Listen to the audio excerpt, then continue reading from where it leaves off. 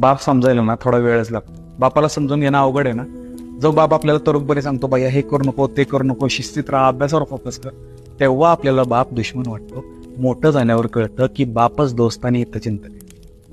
Career करायला घर सोडतो, बाहेरच्या गावात जातो, करिअर करतो, पहिला पगार हातात येतो.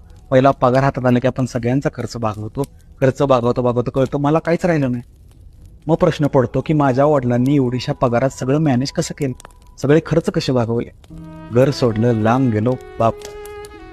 दिवाळी आली, उत्साहात सगळ्यांना कपडे घेतले, सगळ्यांना काही ना काही तर घेतलं. मला घ्यायची वेळ आली तेव्हा मी थोडा मागं सरकलो. मग प्रश्न पडला, मी पप्पासारखाच होतोय.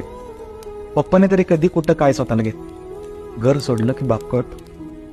लहानपणी वाटायचं की पप्पा शांत शांत का असतो, पप्पा हसत का नाही, दुकानातून आला, जॉबवरून आला की पप्पा शांत का बसतो.